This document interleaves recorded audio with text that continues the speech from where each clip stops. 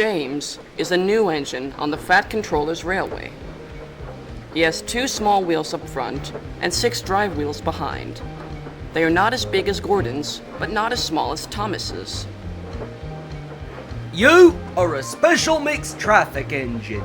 You are able to pull both coaches and trucks, but you must remember that trucks are not easy to manage. James knew quite well what the Fat Controller meant. He could well remember the dreadful accident he had on his first day, after being pushed by some trucks. James had been ill after the accident, and he was sent to the works to be mended.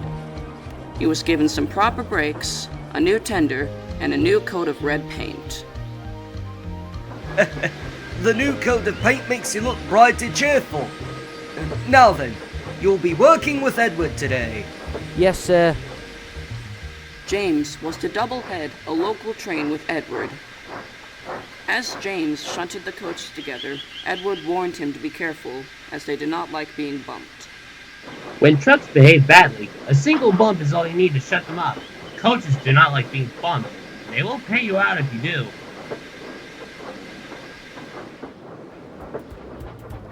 James brought the coaches smoothly and softly into the station platform and waited for Edward to couple up in front.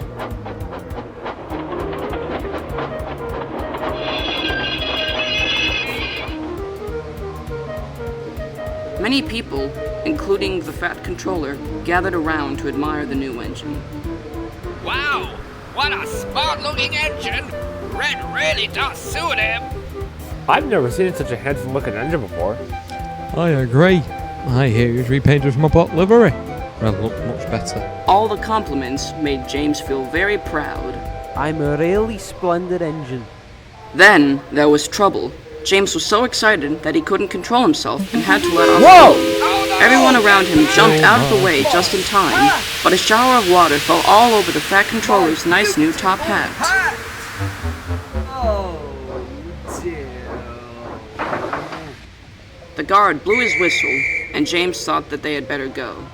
Pete, go on, go on. Edward was startled by the bump. Beep, beep! Don't push! Don't push!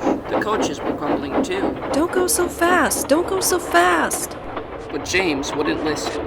He didn't want to stop until he was sure he was as far from the Fat Controller as he could be.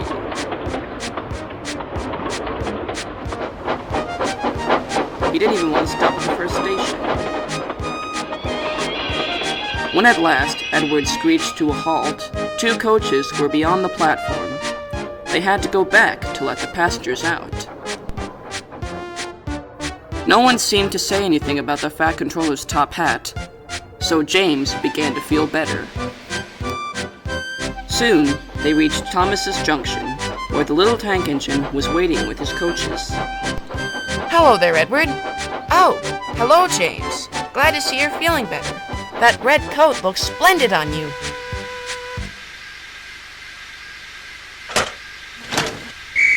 Whoops, that's my guard's whistle. I must be off. The Fat Controller needs me to run this branch line.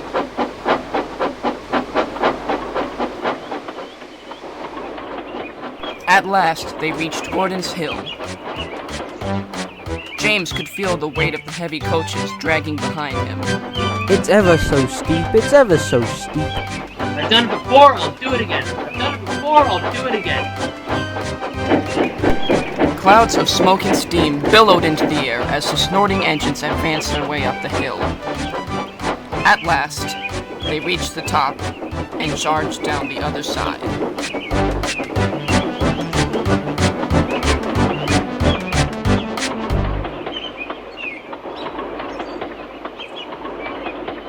They finished their journey safely and waited for passengers to get on and off the train for the next journey.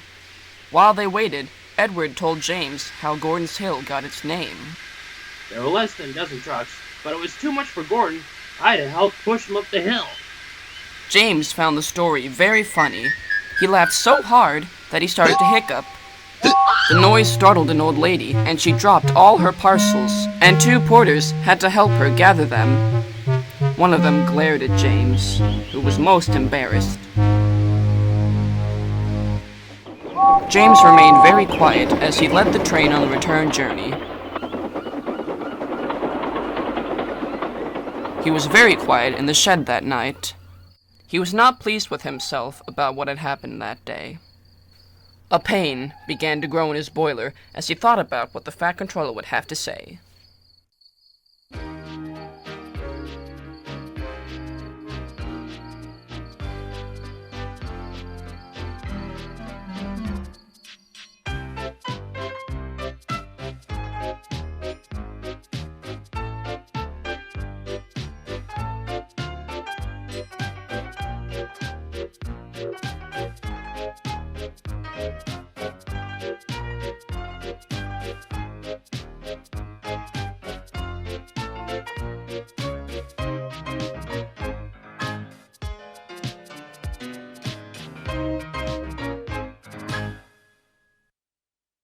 And there you go.